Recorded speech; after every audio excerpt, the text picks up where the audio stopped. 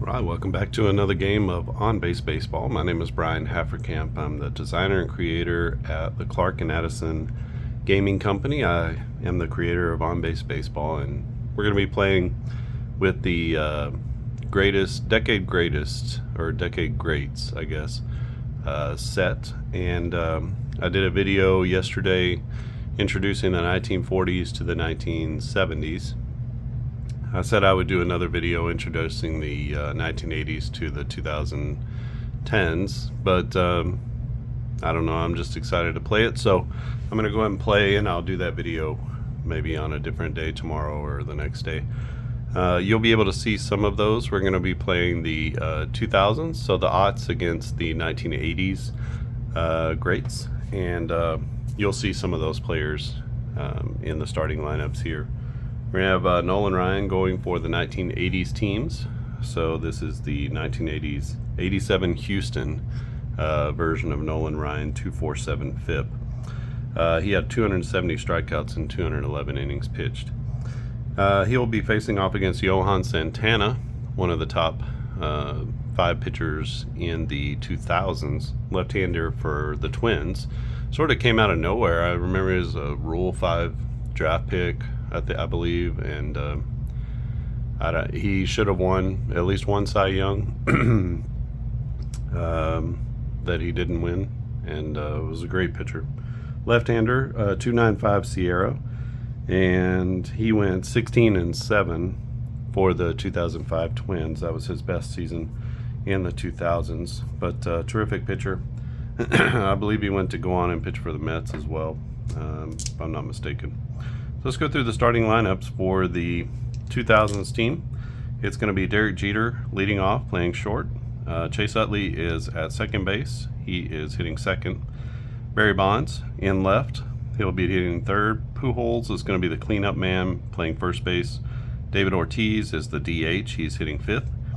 Vlad Guerrero is in right field. Joe Mauer, who also shows up on the 2010s set, he is a catcher and will be batting seventh. Miguel Cabrera is hitting third, and then Carlos Beltran, switch hitting center fielder, will be hitting ninth. You know your lineup's loaded when Miggy Cabrera is hitting eighth in your lineup. And like I said, Johan Santana will be going. He's got a 28 stamina, left-handed starter for the 2000s. For the 1980s team, it'll be Ricky Baseball leading off. Kirby Puckett is in center field. Mike Schmidt, the heralded third baseman, is hitting third. George Brett will be DHing from the left side.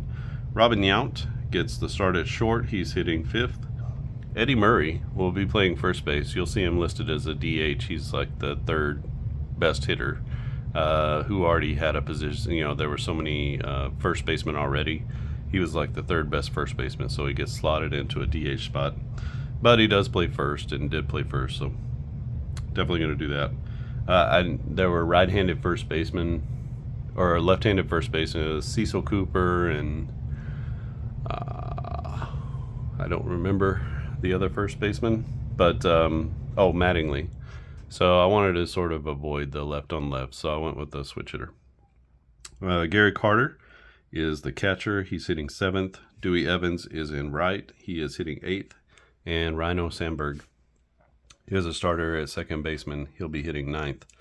And for the 1980s team, it'll be Nolan Ryan. He has a 26 stamina. A 26 stamina and a 247 FIP. He is a right-handed pitcher. And so we're ready in this one. We got our dice. We're going old school with the simple, basic D6s. We'll read those small first, and then big second, and then this D10 die is going to tell us a lot of extra information. If we roll a 10, which for my dice are zeros, if we roll a 10, we'll just simply re-roll. Most people don't have a D9. I don't have a D9. I've got D8s, got D10s, but no D9s. They do make them, but they're not easy to get a hold of, it sounds like. And so you can either use the application that I built, which is a simple dice roller, which has basically this setup right here. So 2d6s plus a d9. And it always rolls on a 1 to 9 system. Or you can use a traditional d10 die. And then when you roll a 10, you just re-roll. So pretty easy to deal with that problem. You'll have to re-roll maybe a handful of times in a game. I mean, you come across, it's a 1 in 10 chance, right? So, all right, first up for the 2000s team, it's Derek Jeter. 2006, his season was a 34.7 batting runs, 6.1 WAR, 14 homers, 97 RBIs. He hit 343 that year. We got a 16, and we're playing off of the cards this time. So earlier games we were playing off of the game engine chart sheet, but you don't need those when we're playing off the cards. Basically transferred. So Nolan Ryan is in column 1, and this is basically his column 1 transferred to his card. So it's a little bit of a different situation once you get to the cards. So we have a 16. 16 is a blank off of Nolan Ryan's card. And so we get to a fly out. That's going to be a fly out to straightaway left field. It's going to be Ricky Henderson out there to make the play. Barely had to move on that one. And that's out number 1, and we're off and running. Chase Utley stands in. 35 to Utley is going to be a walk as he patiently draws the walk. Goes down to first base. No.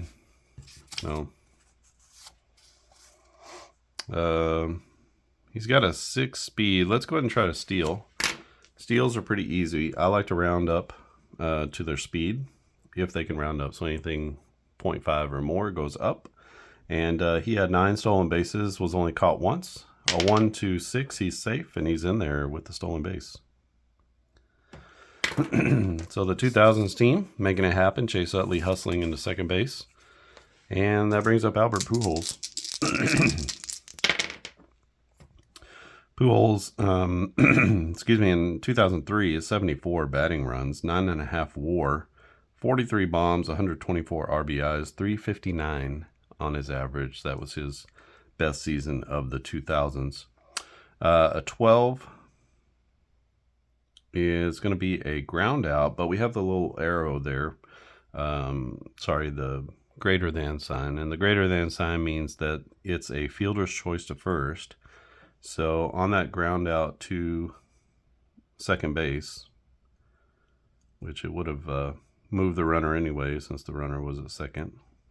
But he moves up on the fielder's choice. We'll have a runner at third base with 2 down. And Big Papi, David Ortiz to the plate. Ortiz, 62.5 batting runs in 2007 for the Sox. 35 bombs, 117 RBIs. He had 332. Ryan delivers. A 14 is going to be a single. That's a run-scoring single for the 2000s team. Trotting home is Chase Utley, who got on with a walk, stole second, and now he is going to make his way home. As the 2000s team takes a 1-0 lead on a David Ortiz single to left center field. Brings up Vladdy Guerrero. Guerrero in 2000 for the Expos had a 51.9 batting runs, 345 average, 44 homers, 123 RBIs. 15 here is going to be a fly ball as he cranks one out to dead center field. Going back on it is Puckett. He's got plenty of room, and he'll make the catch for out number 3. But the 2000s team gets on the board first against Nolan Ryan, and it is 1-0. And we head down to the 1980s team. They'll be facing off against Santana. Santana 16-7 in 33 starts, 287 ERA, 238 Ks in 231 innings. And that was for the 2005 Twins. He'll be facing off against Ricky Henderson, Kirby Puckett, and Mike Schmidt. First pitch is a ground out. You can see we did get a 10 there, and that's be a little tapper out in front. Jumping out to make the play is going to be Maurer. He yells inside, and they're going to make the throw inside the bag. That's out number 1.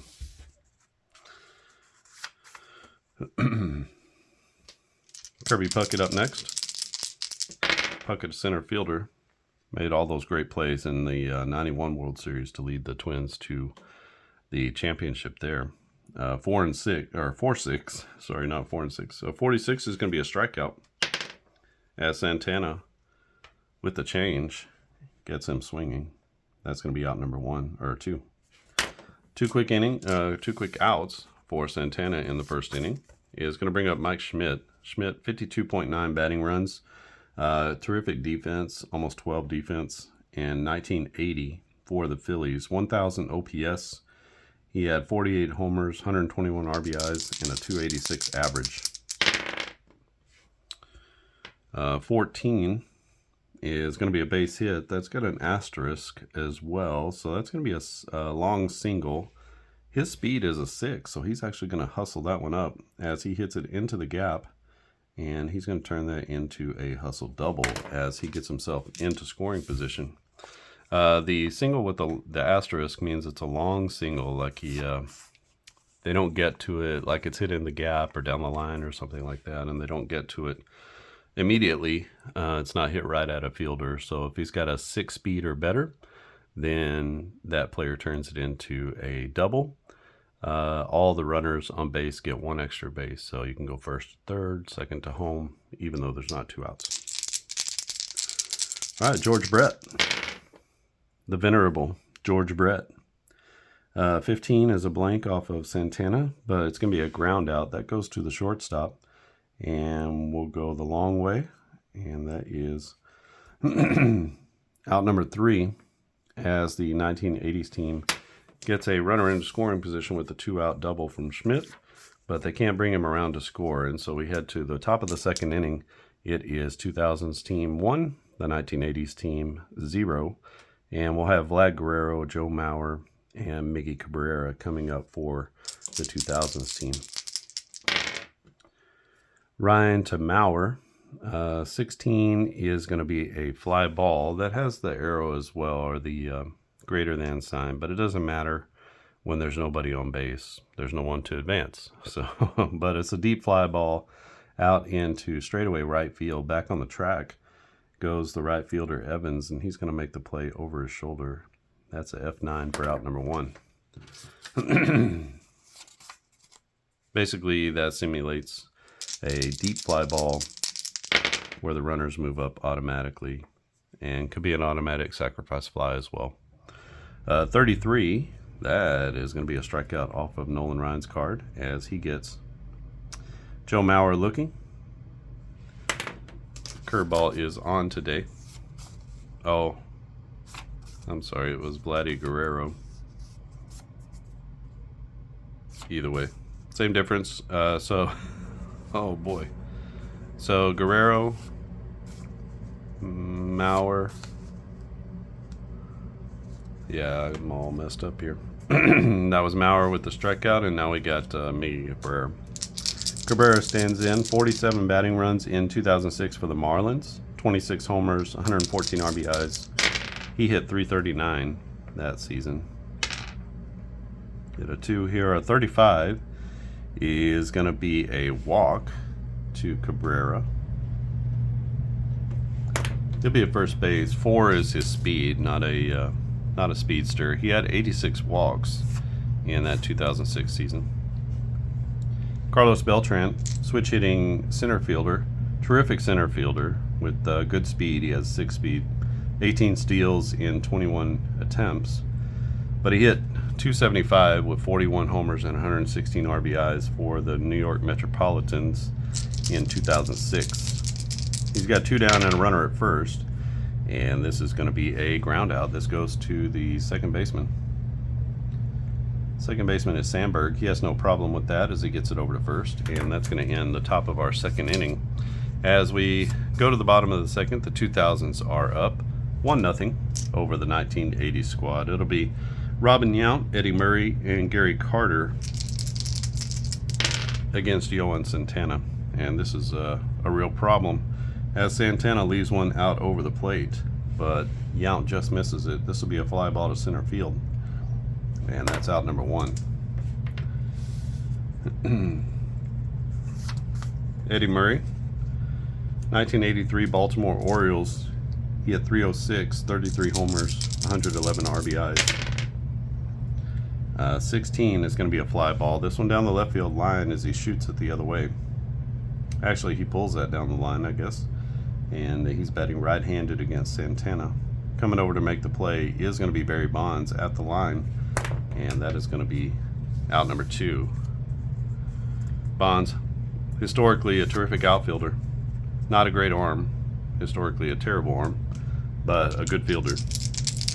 Gary Carter stands in 36 batting runs in 1982 for the Montreal Expos. This is a 45. 45 is going to be a fly out. That's into the gap in left center field. Bonds gets over. He'll make the catch in left center field, and that's going to be a 3-up, 3-down inning for Johan Santana. Santana has allowed 1 hit against this 1980 squad. And we go to the top of the 3rd inning. Back to the top of the order with Jeter, Utley, and Bonds. It's 1-0 2000s team. Nolan Ryan to Derek Jeter. Jeter with a single past the first baseman. And that's going to be into right field. Jeter on with a leadoff single. He had 34 stolen bases. Let's try to get him in scoring position. 1-6. He's safe. Oh, and Gary Carter guns him down. Nice throw from the kid. And that's going to be 1 out in the inning with Chase Utley coming to bat. Utley walked in his first at bat, stole a base, scored on the David Ortiz single, and this time he's going to line out. This will go to, it'll be a line out to the shortstop. Let's go L6 on the put out. Nice catch there from Robin Yount to make the play on that sinking liner. Brings up Barry Bonds. Bonds 116.8 batting runs. This is the 2001 season. 328 average, 73 homers, 137 RBIs for the Giants. 1379 OPS, 863 slugging. Maybe the greatest single season of all time. He grounded out to second in his first at bat. 25 is going to be a fly out, and this goes to straightaway right field as he pops it up. No problem out there in right. Dewey Evans puts it away, and after a leadoff single, the 2000s team gets nothing as Derek Jeter gets thrown out trying to get himself in scoring position. And so we head to the bottom of the 3rd inning. It'll be Dewey Evans, Ryan Sandberg, and Ricky Henderson against Johan Santana. 56. That's going to be a walk for Evans. Evans, not much speed, three speed. He was only 4 of 10 stealing bases. He did have over 100 walks that year, so excellent patience. Brings up Rhino Sandberg. 32.8 was his 1984 season, an 8 WAR, as he hit 314 with 19 homers and 85 RBIs, 84 RBIs. So Ryan Sandberg to the plate. 26 is going to be a strikeout off of Santana's card. That'll be out number 1 as he strikes out swinging. Brings up Ricky Henderson. Henderson's 85 season, 9.7 WAR, 314 average, 24 homers, 72 RBIs, and 80 out of 90 in the stolen base department. 12 is going to be a ground out with a runner advance, so a little tapper to second base is going to get the runner to second base. So we go 4-3 on the put out. That's out number 2, as they have to hurry to get him at first, but they do get him. Chase Utley makes a good play. Evans moves up on the fielder's choice, and he's now in scoring position for Kirby Puckett. A single could tie the game. A homer obviously gives them the lead. Puckett for the 88 Twins, 356 average, 24 homers, 121 RBIs, and a terrific player in the field as well. 25 is going to be a flyout with an error chance. So this goes out to right field. That's going to be Vladdy Guerrero. Guerrero is a minus defender, so a 1 or 2 here is going to be an error, and it's a 9 as he makes the play in right field. That's going to end the inning, and that will be out number 3. So the 1980s team strands another runner in scoring position, and that seems to be the game here. 1-0 is our score. Nolan Ryan still out there. He'll face off against Pujols, Ortiz, and Vlad Guerrero. 46. 46 is going to be a fly ball. That goes out to right center field.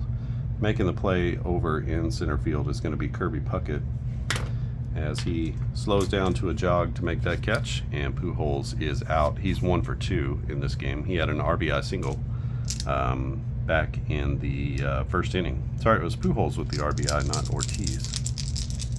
Brings up David Ortiz. And 11 is going to be a strikeout. So Nolan Ryan gets him on the fastball. Sneaks it past him, and Ortiz can't catch up, and that's going to be out number 2. Vlad Guerrero stands in. Guerrero 0 for 1. He flied out to right in his first at bat. 34 is going to be a walk as Guerrero gets on base. Guerrero a 5 speed, not really a threat to steal, so we'll let Mauer hit away here. It's going to be Joe Mauer, 52 batting runs in 2009, 365 average from the catcher position, 28 homers, 96 RBIs, and a spectacular defensive catcher, Joe Mauer. 15, that's going to be a fly ball. That goes out to left center field as he tries to shoot it the other way. Ranging over is Kirby Puckett, and he'll make the play in left center field, and the 2000s team gets blanked again. They lead 1-0 though as we head to the bottom of the 4th inning. It'll be Mike Schmidt, George Brett, and Robin Yount.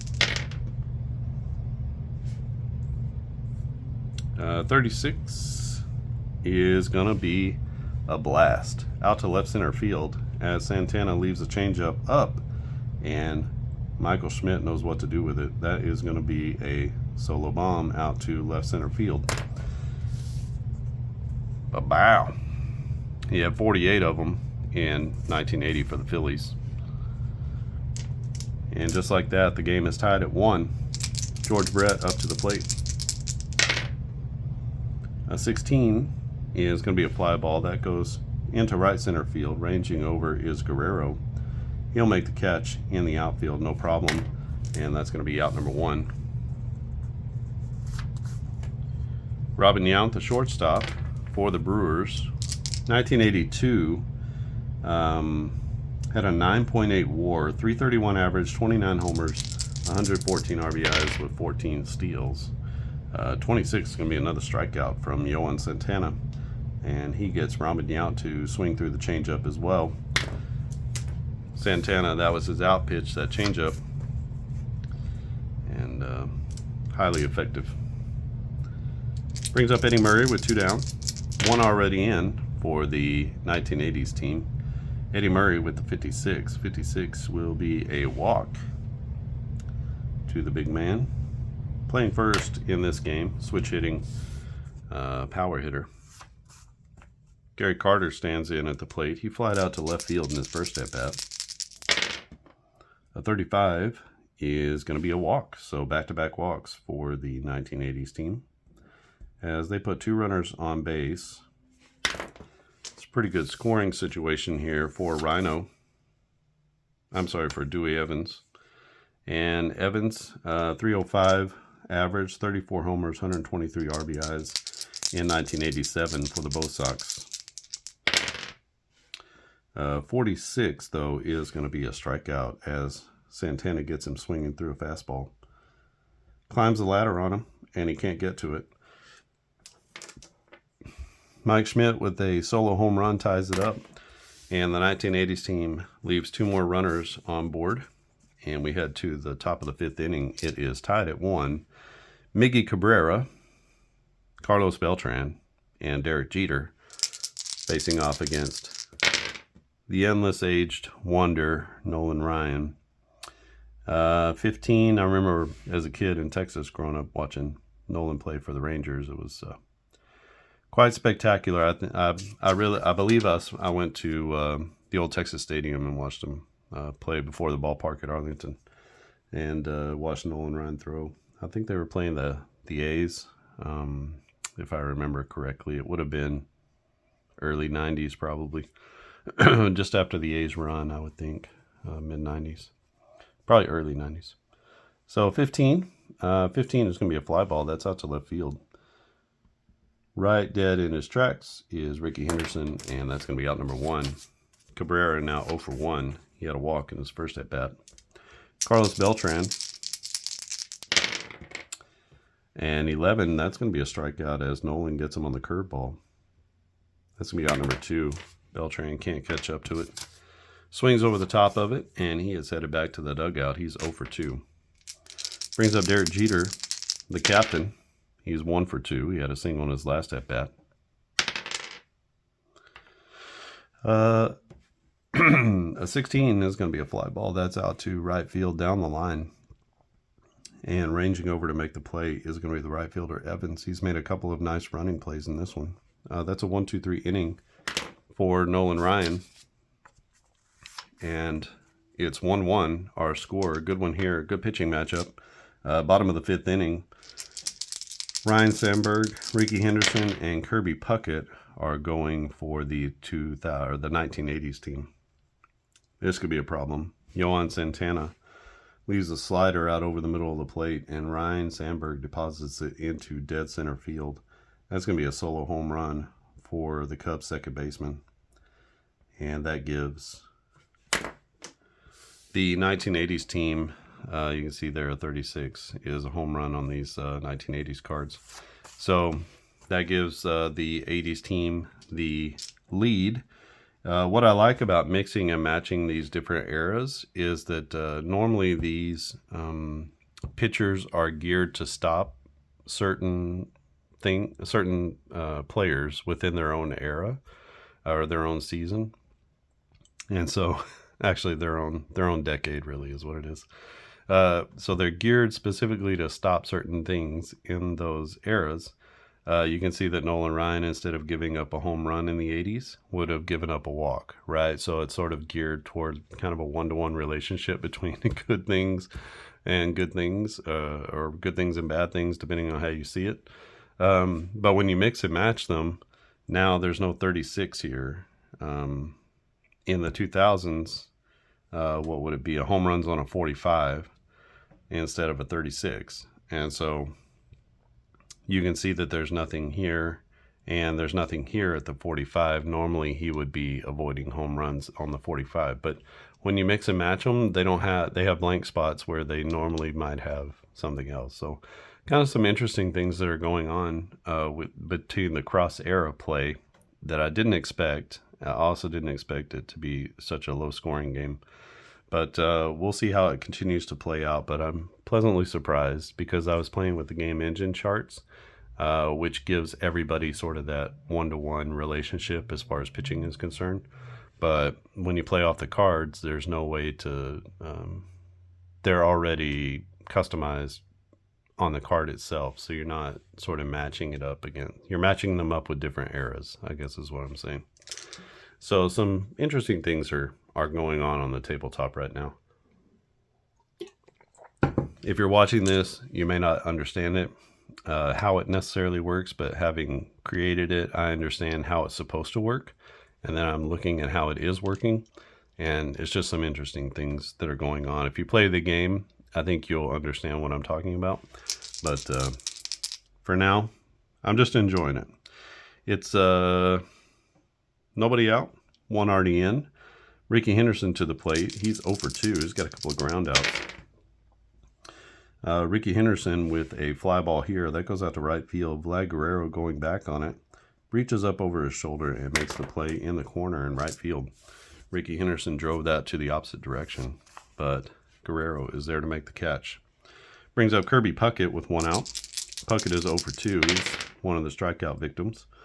This time he's going to ground out. That goes to the shortstop. If anybody had been on base, they would have advanced on that little tapper to short. But Kirby Puckett is out by a step, and that's 2 down in the inning.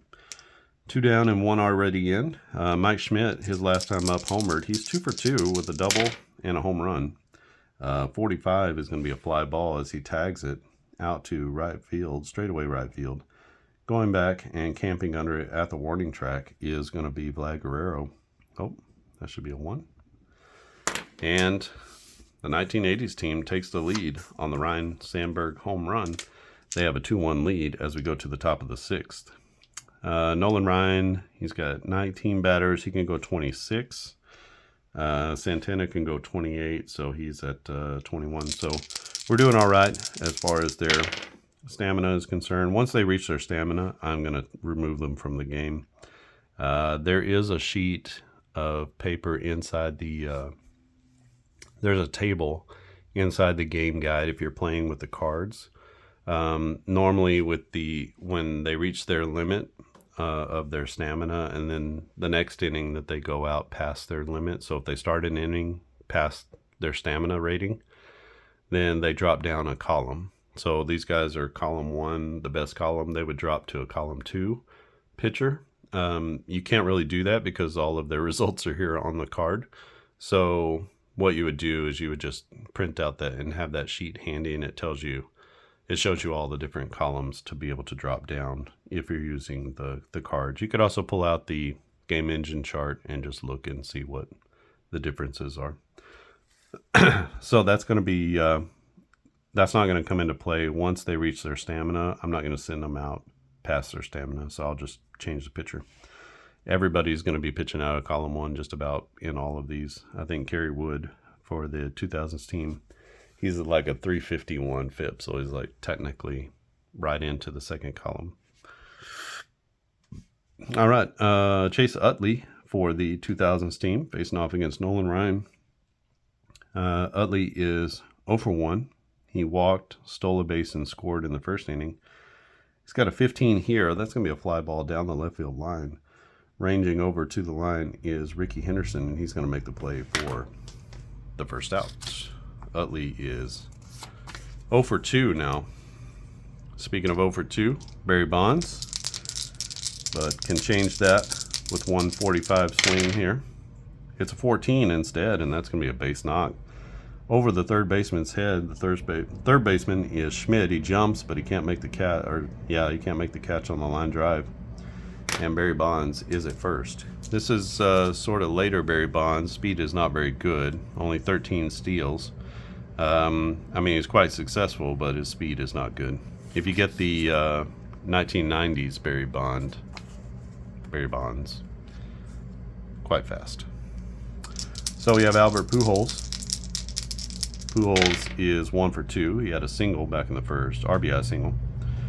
26 is going to be another single. This is a single with a plus sign, so that's going to be a single with an error check. And it's a base hit to left field. The left fielder is Ricky Henderson. Henderson is a plus defender, so he only makes an error on a 1, and it's a 4. So that's going to be a base hit for Albert Pujols into the left center field gap. Ricky Henderson comes over and makes the play, successfully catches it and gets it back in to hold the runner Bonds at second base. We got runners at first and second now. A little bit of a threat brewing, and it is Big Papi David Ortiz to the plate.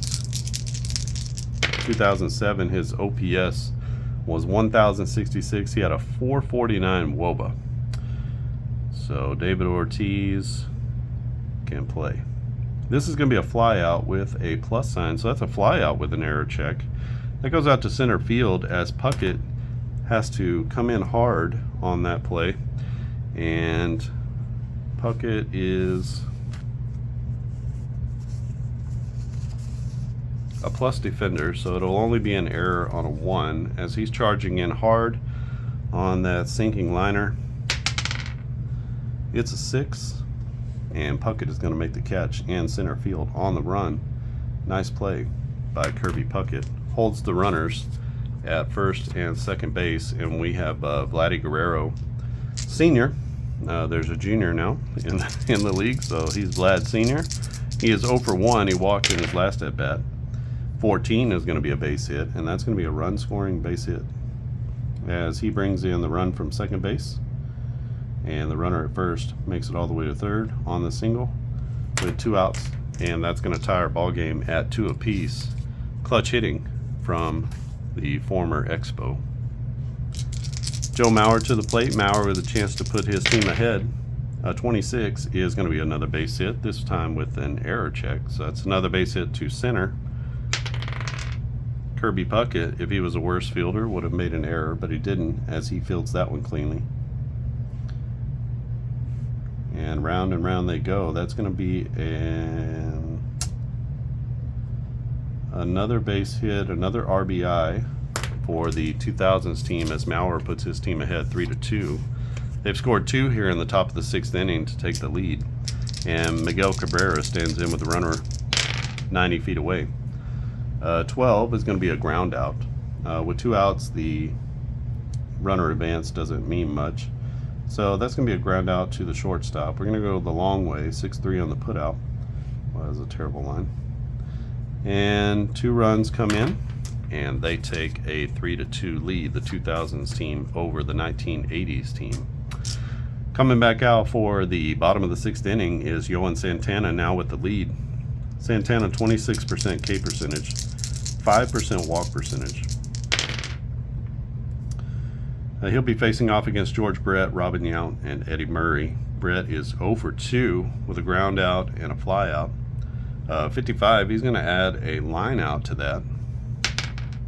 It's a 3, so that's going to be a line out to the left fielder. You could either make that a line out to an infielder and just use the infield 1 through 6, and then 7 and 8 to the short, 9 to the second baseman. Or you can just use all of the positions. That's a line out to left field to 7. If it's a line out to the catcher, then you just switch it over to be a pop out to the catcher. Robin Yount, 0 for 2. He struck out in his last at bat. A 34 is going to be a fly ball to center field. That's a can of corn out there for Beltran, who waits for it, squeezes it, and Robin Yount is 0 for 3 on the day with a couple of flyouts. Brings up Eddie Murray. Murray walked in his last at bat. 14 is going to be a base hit. That's a long single. For Murray, it doesn't really matter. He's not going to advance to second base as he hits that one, shoots it down the line in left, and brings up Gary Carter. 1 on and 2 out for Gary Carter. He's 0 for 1. A 14, though, is going to be a long single, which is going to happen anyway, as he hits one over the first baseman into right field. Going first to third is Eddie Murray with 2 outs, and there is a threat here for Dewey Evans. Base hit would tie the ball game. A 36 is going to be way better than a base hit, as Santana leaves one out over the middle again, and Dewey Evans into right center field as he goes to the opposite direction. And that one gets hammered for a 3-run home run. Dwight Evans, man of the hour, as he drives in Eddie Murray from third, and he drives in Gary Carter from first. And this team is excited as they greet Dwight Evans as he comes back to the dugout. That's a 3-run homer, gives them a 5-3 lead. And I think we need to get a new pitcher in here. So let's get a new pitcher for the 2000s team. All right, new pitcher for the 2000s team is going to be Roy Oswalt. Oswalt in 2002 was 19-9 with a 3.01 ERA. He is pitching out of the first column. He replaces Johan Santana, who goes 5 2/3. Gives us 6 hits, 5 runs, 3 walks, and 4 Ks. The latest is a 3-run bomb to Dwight Evans, who gives the 1980s team a 5-3 lead in the bottom of the 6th. Oswalt to be facing off against Ryan Sandberg, and a 14 is going to be a long single. Sandberg with excellent speed, and 8 is going to hustle in for the double. He's now 2 for 3 as he hits that one into left field and gets in to scoring position with 2 outs. Base hit from Ricky Henderson would be make the score 6-3, but Henderson is going to strike out as he can't catch up to the Roy Oswalt fastball. Not many people could, as Oswalt, excellent pitcher for the Astros. So that's going to be the third out of the inning, but they get 3 runs on the Dewey Evans blast. It's now 5-3 for the 1980s team. We go to the top of the 7th inning.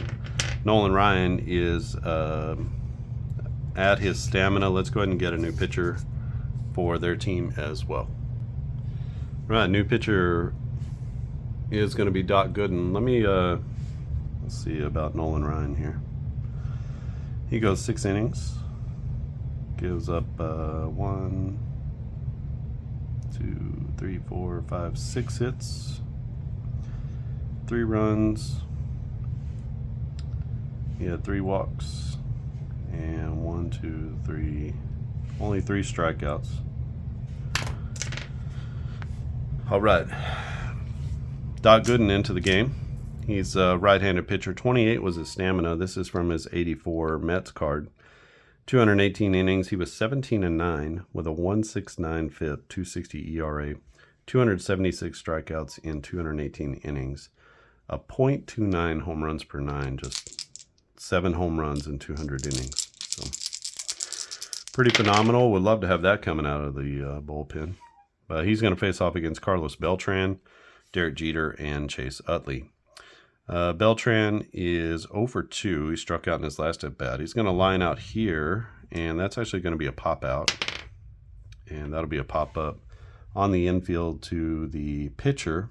And this is a 1920, so we're going to call that a pop out to the first baseman.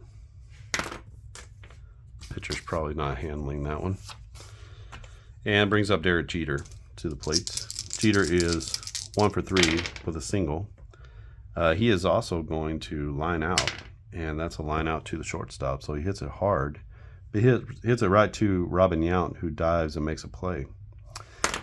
Nice play at short. That's a couple of line outs there for Robin Yount, who's made some nice defensive plays at short.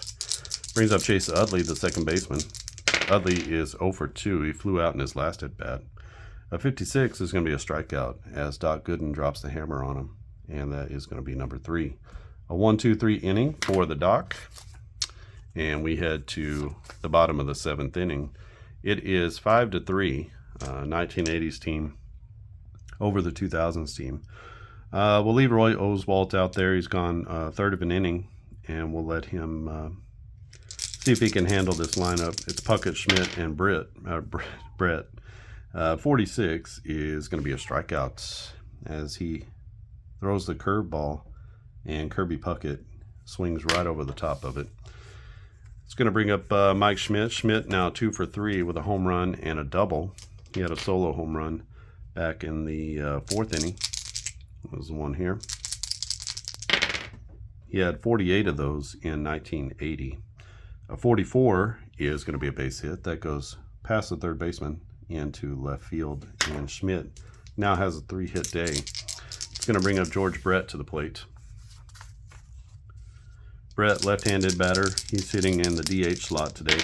He's 0 for 3. He's got a ground out, fly out, line out, and he is going to add another fly out here. That's out into left center field. Ranging over is Barry Bonds, and Bonds will make the play in left, and that's 2 down now with a runner at first base. Robin Yount to the plate. A 12 is a ground out, and this will be to the shortstop. He'll go the short way.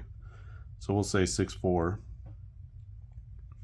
and that's going to be out number 3. So they strand the runner at first base. Nobody comes around to score. Nice inning there by Oswalt, who came in relief of Johan Santana, who left after the big Dewey Evans 3-run homer here. They went single home run at the bottom of the order, and these orders are they're just dangerous all the way up and down. Doc Gooden, we'll give him one more inning and see how he does against Bonds, Pujols, and Ortiz. These will be like dream matchups, right? To see these guys face off against each other. 22 is going to be a tough one, as Barry Bonds with the 999 It's a double or a triple if the D9 is an 8 or a 9. So Barry Bonds, down the right field line, it rattles around and gives him enough time to get in there for a triple. Barry Bonds, steal with the wheels.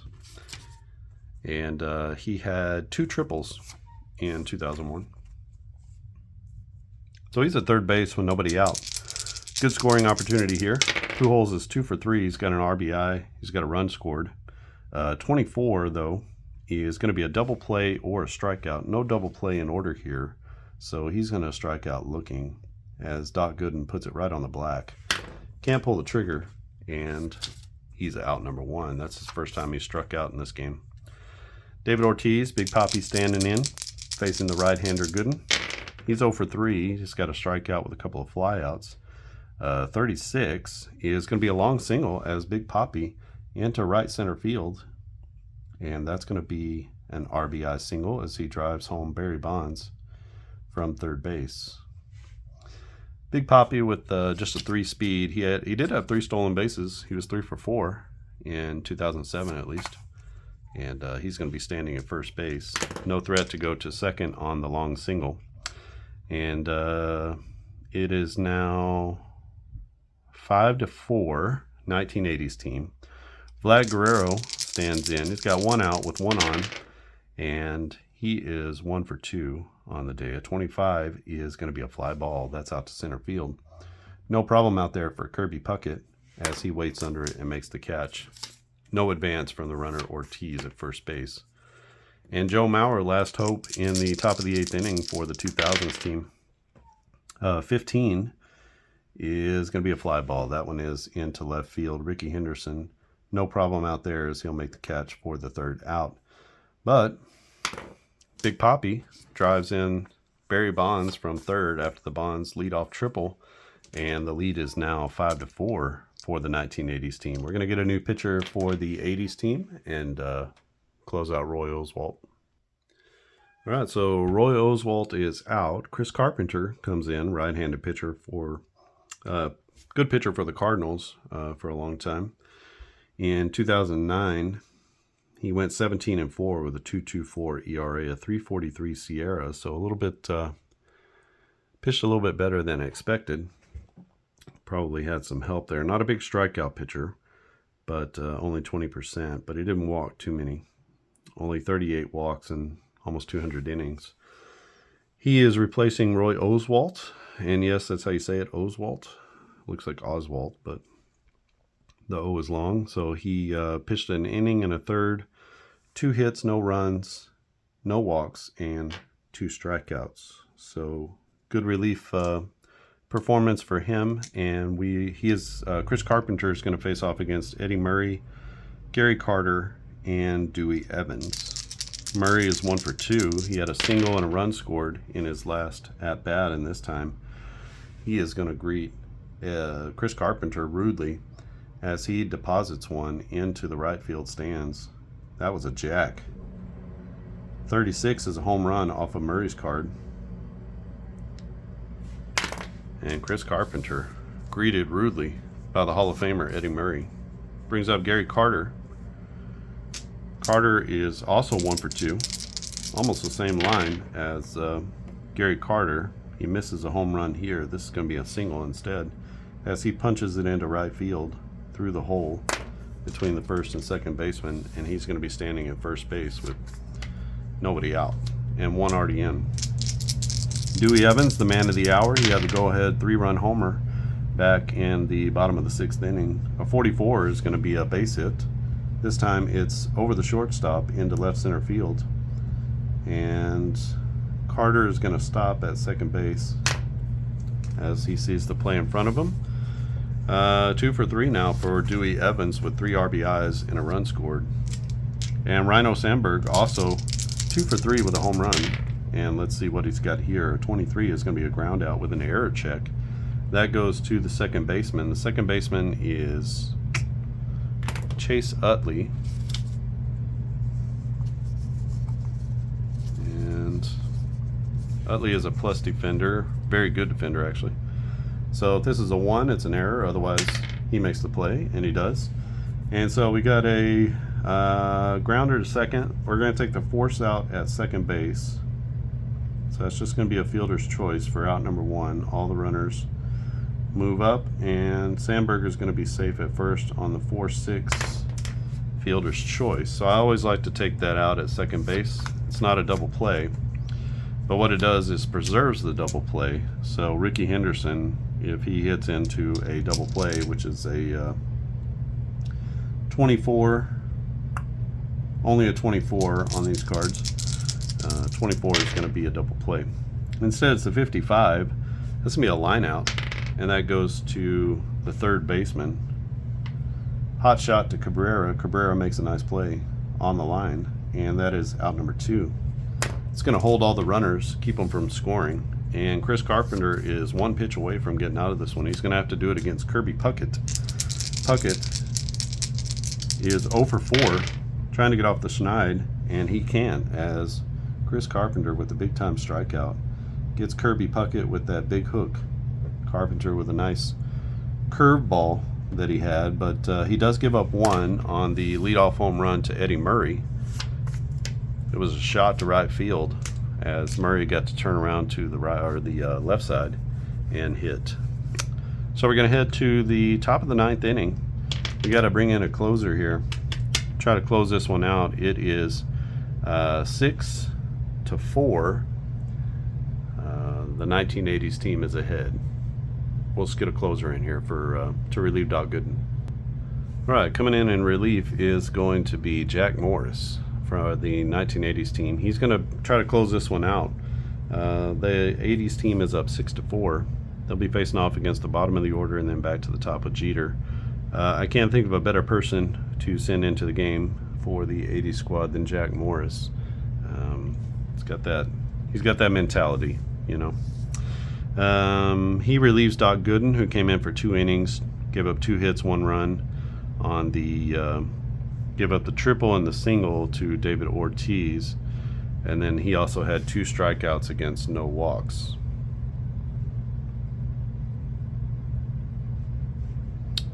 I'm thinking about whether we should make some substitutions here at the bottom of the order. All right, so let's get a couple of substitutions in here. Top of the 9th inning, we got Jack Morris. He'll be facing off against A-Rod, Grady Sizemore, and Derek Jeter. So we're going to bring in A-Rod for Cabrera at third, and we're going to bring in Sizemore for Beltran.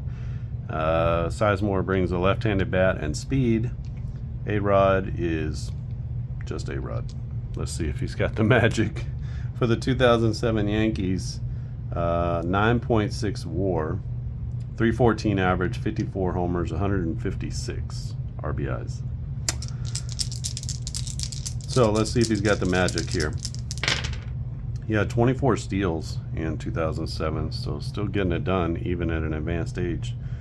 23, that's going to be a ground out against Jack Morris, but there is an error check, so it's going to be a ground out to first base. This is Eddie Murray, and that's going to be an error on the first baseman, and this could be the beginning of something brewing as we go E3 on the first baseman. A-Rod at first.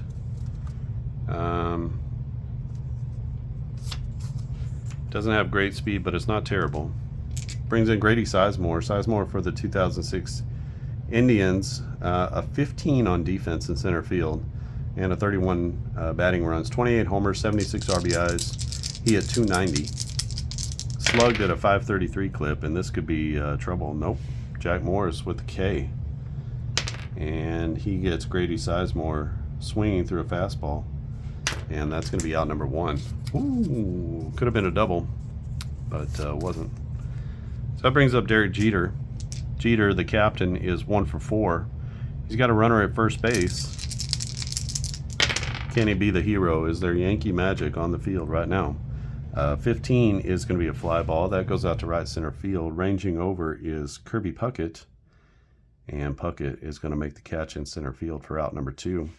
1 out away now, the 1980s team from sealing a 6-4 victory. Chase Utley coming to bat. Let's go ahead and get a another sub in here for Chase Utley. Let's see, we can go with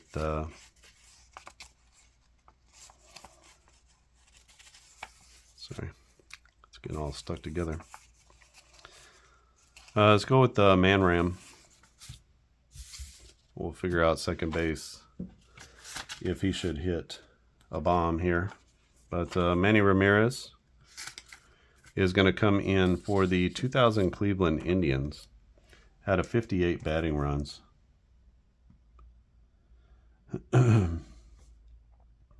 So he'll pinch hit. And 38 homers, 122 RBIs, a 351 average. He was a terrible defensive player. Still one of the top left fielders of the 2000s. And he is facing Jack Morris. Jack Morris 1 on, 2 outs. And Manny Ramirez to the plate. Oh, that's a base hit up the middle. And Manny keeping us alive. And that's going to push the runner over to third. So 2 down now. 2 on. And you got to try to get Barry Bonds out. Barry Bonds is 2 for 4. He's got a triple, a single. He's got 2 runs scored. Can he give his team the lead? A 34 is going to be a walk. And that's a Barry Bonds special. He walked 177 times. And 153 games. Don't know how many of those were intentional. But boy, that's a lot of walks. His on-base percentage was .515. 400 is elite. And he was at a .515. It was like every time you threw Barry the ball. He either walked, he had a home run, or he never missed the ball. I remember watching that season. And it was like every time you saw him play, he never missed a pitch. And I've never seen anything like that before. He squared everything, and he just never missed a pitch. It was a magical season. You can say what you want about him. 73 home runs is a lot of home runs. None of those were wall scrapers that I remember. And he just never missed a pitch. That was the thing. 33, though, he's going to miss this one and strike out. That's going to end the game as... Oh, actually, he doesn't even swing. That's a strikeout looking as Barry Bonds. Can't pull the trigger. Gets badly fooled by a Jack Morris curveball. I think Barry Bonds is really upset because that was just off the corner. And Jack Morris is delighted. And that's going to be no runs coming in the 9th inning. And the final in this one is 6-4. Terrific game from the 2000s and the 1980s squad as Jack Morris closes it out. Let me come back with the totals, and we'll take a closer look at this one. All right, and we are back with the totals. It's a 6-4 win for the 1980s team. They go 6 runs on 6 hits and 1 error. For the 2000s team in the loss, it's 4 runs on 9 hits and no errors. Our player of the game is going to be Dwight Evans. The win goes to Nolan Ryan, who goes 6 innings, 6 hits, 3 runs, 3 walks, and 3 Ks. For Doc Gooden, he gets the hold, 2 innings pitched, 2 hits, 1 run, and no walks and 2 strikeouts. And then the save goes to Jack Morris, who comes in for 1 inning, gives up 1 hit, no runs, no hits, and 2 strikeouts. No runs and no walks and 2 strikeouts. He survived the error here on Eddie Murray, who opened the door for the 2000s team. The loss is going to go to Johan Santana, 5 2/3, 6 hits, 5 runs, 3 walks, and 4 Ks. Oswalt came in and shut down the 1980s team. 1 1/3, 2 hits, no runs, no walks, and 2 strikeouts. And then Chris Carpenter came in for the last inning. 1 inning pitched, 3 hits, 1 run, including the solo home run to Eddie Murray. And he had no walks and 1 strikeout.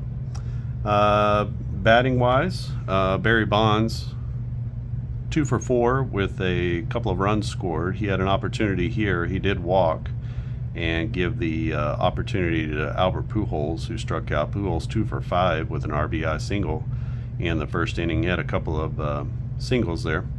And not much else notable here. 1 for 1, Man Ram came in for a pinch hit in the 9th inning and delivered a single. and Chase Utley was 1 for 1 in the stolen base department. Not a lot of steals in this game, but just the one. Oh, actually, Jeter was 0 for 1. For the hometown 1980s team, 3 for 4 day for Mike Schmidt. He had 1 run and an RBI. That was on a solo home run, but he had a single, a double, a home run. He was a triple shy of the cycle, and he had 1 more at bat coming, so maybe he would have gotten it. 2 for 3 day for Eddie Murray, including the solo home run in the 9th or the 8th. 2 for 3 day for Gary Carter. They had almost identical days, actually. It's eerily similar, except for the 1 home run. But Gary Carter, 2 for 3. He had a run scored. Our player of the game is Dewey Evans, 2 for 3. 3 RBIs, including the 3-run home run.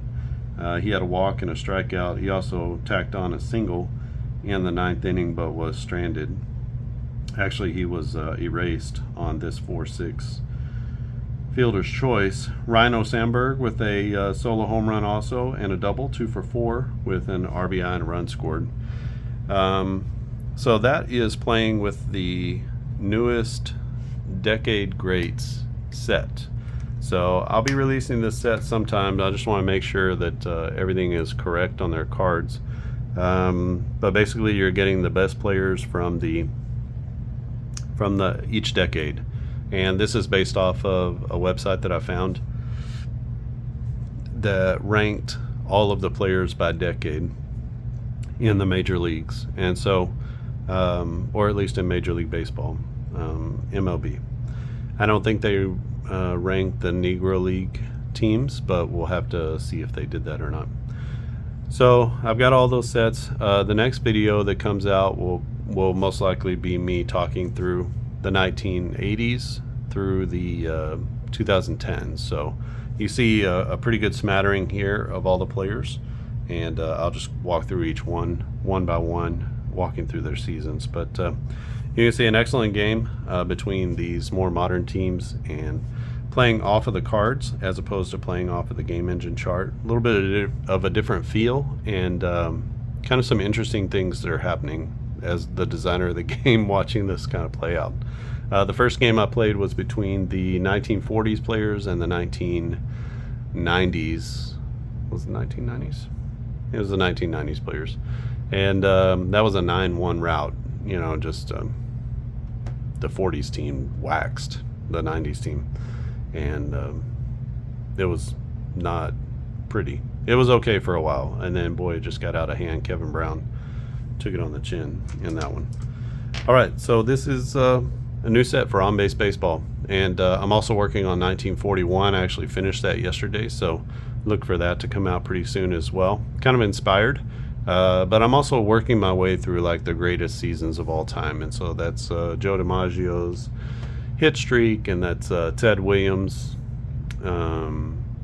with just an unbelievable year in 1941. One of the greatest seasons, probably top 5 of all time for a hitter.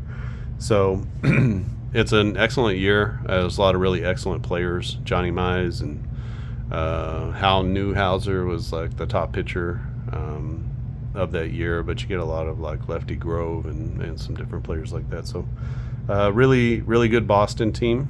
They're stacked and loaded, and the Yankees almost always were great.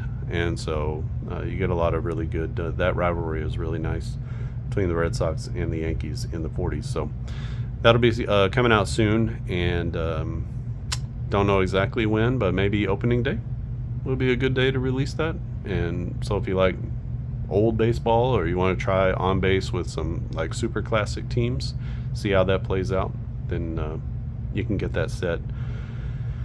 And then this set here will be coming out soon as well. So I'm switching gears a little bit over to baseball, and we'll see what else we can do. Maybe I can do something with precision baseball and give people a chance to really try it out.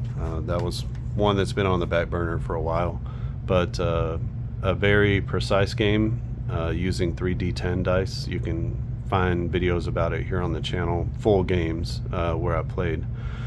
And I think it's fine and ready to go. I carded the entire 2020 2 season. So not this last season, but the one before. And maybe I'll just release that out. Everybody can play it and see if that's a game that people get excited about and want to move forward with. It's kind of an interesting dynamics 50-50 game, true 50-50 game, but it's using 3 D10 dice and a really unique fielding system. Very detailed, not as detailed as it's going to be, but even the basic fielding is pretty detailed in what you get. Okay, if you haven't subscribed, click subscribe. If you like this video, just give it a thumbs up. Super easy way to support this channel and to support what I'm doing here at Clark and Addison Gaming. This is our main sort of marketing channel outside the Facebook group. So as we grow this, as we get more games out, showing more games, demoing more teams and seasons, I hope that more people find on-base baseball. It's akin to APBA and Stratomatic, kind of the love child of APBA and Stratomatic, and plays just as easily as either of those games, basic games, but also gives you the sabermetric stats. So if you're into sabermetrics or advanced stats for baseball, then this would be a really good game for you to try out. It gives you it's really cool to see these old players and to get a chance to see their sabermetric stats. So sure, Barry's season was great, but what did it really look like? Sure, Mike Smith's season was great, but what did it look like sabermetrically? I mean, I have 428 WOBA, 172 weighted runs created plus. George Brett, his 1980 season, 478 WOBA. He slugged 664. He had a 9.1 WAR that year. Excellent defensive player at third base as well. So you just kind of get a different view and a different look at these old players. And the same thing if you go back to the 40s and you see some of these old sets. 1941 would be the oldest set that I've done as far as a carded individual set. I also have the entire 1940s decade in the roster sheet form, so you can go and find those roster sheets. And for $20 you get an entire decade worth of players that you can play using the game engine chart. So really good deals out there. Just go to clarkandaddisongaming.com and you'll be able to find all of those games there. If you click, you can shop by sport. If you click the sport at the top right hand side, or you can click the big green button, see everything that we have. There's some free resources in the free section yesterday, and maybe I can go back through it or try to find that video, but there is a game simulation chart that was that I created or sort of adapted off of something that Bill James created a long time ago using what he called the log 5 method. And basically you just match up the home team's winning percentage with the visiting team's winning percentage. You roll dice, and then, based on whatever that number is, gives you a winner of the game. No scores or anything like that, just a winner. And so if you needed something to simulate games on the side and you just want to play through one team's replay, then that can give you a quick simulation guide. And you can figure out the best way to go that first week of the season, because everybody has a 0-0-0 winning percentage. And so you could give everybody a 50-50 chance, maybe for those first 5 games for the first week or something like that. And then after that, you'll start to see their winning percentages come around. What I would do is use the previous season's winning percentages, or I would use that actual season's winning percentages, and then do that for like maybe the first 5 games or the first week of the season. And then after that, you'll get a pretty good sense. That way you'll have a sense of who the team was when they finished the year, but you'll also be able to kind of get a running start to the season. That way everybody is not, everybody's not equal. There shouldn't be a 50-50 chance between the first place and the last place teams. So if you use their actual winning percentages for that first little bit, and then after that, you can use their accrued winning percentages through your replay. That should give you a little bit better guide as to the team itself. Just some little things here and there. Odds and ends on the website, different games. There's a quick play game called 1-2-3 Baseball you should check out. I'm hosting that for another designer. And Quick Play Baseball is my game. It's a quick playing baseball card game. You use cards, you don't use dice. But super portable, can fit inside of a tuck box, like a cards tuck box. You can fit an entire season into a folder in a tuck box. I mean, it's really portable and super fun and easy to play, and includes some really interesting gameplay and features and things like that. So check that one out as well. And then On Base, I have multiple seasons of On Base, including the big ones: 98, 2016 if you're a Cubs fan, 2004 if you're a Red Sox fan, 95 if you're a Braves fan, 91 if you're a Twins fan or a Braves fan. That was a great year for both of those teams. 1975, of course, everybody loves 75. There's 72 if you like the 72 A's. There's 1967, another Red Sox and Cardinals. That was a great World Series and that great run from the 67 Red Sox. So a lot of really good baseball out there, and popular seasons, and continuing to work on more seasons as we go along. So I'm always trying to fill in more as we move forward. So the 80s, the 90s, the 2000s, I'll be filling in more of those seasons as well. And then of course there's from 2019 to 2023, I've carded all of those sets except for 2020.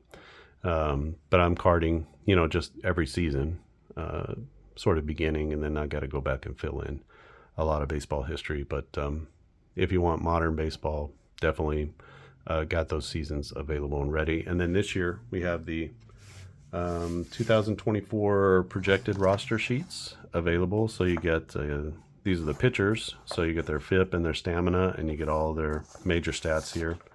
And then for the batters, you get the batting, defense, and speed.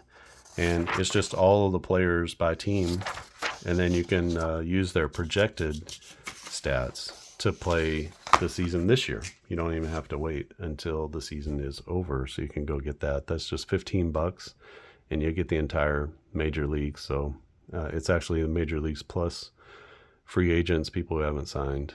And a ton of minor leaguers are on there. So if you get a lot of like shuttling between AAA and the big leagues, then you have those players to be able to play with on a daily basis as well. Not too many cards and dice games are providing that. I know the big ones have talked about it or dipped their toe into it, but this is an actual cards and dice game where you get those players to be able to play and roll dice on the table. And you can play it with the modern game engine chart, or you can flip-flop, switch around, go to the free section on the website, and you can download each of the game engine charts by decade from the 40s all the way to today. And you can just mix and match and put modern players in old run environments and things like that, and just kind of see how things play out. What if we were playing in the 50s? What would these modern players look like in the 50s? So what I'm doing today by mixing and matching cross era, this game was made for that. So it's not that it just works, it's that that's how the game was made. That's its intention, for you to create the game that you want and to create all kinds of wacky scenarios and situations. If I was truly overboard, I would take and do a draft of all of these players and then put them all on different teams. And then bringing them in would be a little bit more meaningful, because if I bring in more players off the bench, they have exactly the same. They all basically have exactly the same opportunities here. I'm just bringing them in to bring them in, just because I want to play more realistically. But if you mixed and matched these, then now these 1980s players, they have a home run on 36. These guys have a home run on 45. You can see that if you matched up, if you brought in a guy from this era against Jack Morris, he's going to get a walk instead of a home run. So there's a little bit more strategy if you mix and match these players together a little bit. Bringing them in off the bench, bringing a 50 batting runs player to cover a 116 batting runs player, they're batting out of the same column. So the game was really not meant for superstars playing all the time, although it's kind of fun. But it's really, if you mix and match those superstars from different eras, now you're going to get some like really interesting gameplay where pitchers from different eras are going to be pitching against batters from different eras, and you get some actual strategy in the game just because even though they're column one, almost all of them are column one batters. Column one changed over time, and those results changed over time, and how many home runs, and based off of how many walks and strikeouts and all that kind of stuff, they've changed over time. So you'll see that if you put 2 or 3 of the cards up next to each other, you can see that even though they're all column one batters, which is 30 plus batting runs in a season, really the opportunities, the roles, they're all a little bit different. They're not all the same. So that would be like truly getting some strategy into the game if you did a draft and drafted people into different teams. You have 2 position players in each decade for each position, and then you get 2 DHs, which they play position. So if you know their positions, you can play them at position as well. And then you get 5 starters and 6 relievers. Essentially, they're almost all but one in the entire set is going to be a starting pitcher. So you can mix and match your starters as well. It doesn't have to be starter relief pitcher. In fact, I'm kind of toying with just putting actual starting pitching here. And I had just put them as relievers just for my own sake. But it makes more sense that everybody is their actual starting pitcher. So I'll probably make that switch before I release the set. And everybody except for Craig Kimbrell is going to be a starting pitcher, and he's in the very last set, the 2010s. Otherwise, everybody's a starting pitcher. So, okay. I think that's it from here. Thanks for watching, and I'll see you again next time.